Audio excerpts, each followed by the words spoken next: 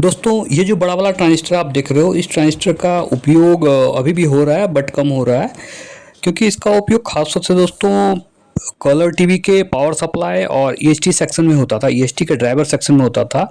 ये जो आप देख रहे हो D2498, आप देख रहे हो बड़े वाले जो है इसमें डी लिखा हुआ रहता था खास तौर से, इसलिए कि इसका जो दोनों साइड का पोल होता था, कलेक्टर इमीटर आपस में एक डायोड के जरिए जुड़ा हुआ रहता था।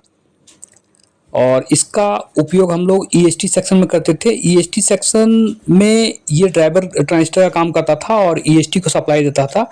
जब कभी कलर टीवी में आवाज़ आ रही होती थी और ईएसटी नहीं बन रहा होता था, यानी 12 केवी का जो करंट है वो नहीं बनता था, तो हम लोग सीधे इसको बदल देते थे और हमारा टीवी ऑन हो जाता था।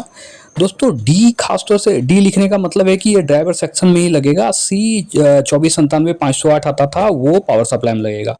खासतौर से जब हम लोग 2498 का ही उपयोग करते थे, ड्राइवर सेक्शन में सबसे पॉपुलर ट्रांजिस्टर हुआ करती थी।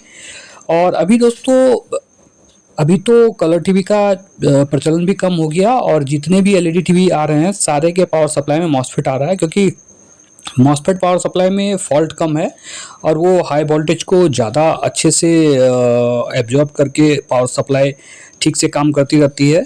इस वजह से ट्रांजिस्टर का उपयोग धीरे धीरे कम होता जा रहा है, बट ट्रांजिस्टर का उपयोग बिल्कुल बंद करना संभव नहीं है, क्योंकि बिना ट्रांजिस्टर का हम कोई भी सर्किट का कल्पना करना भी मुश्किल है।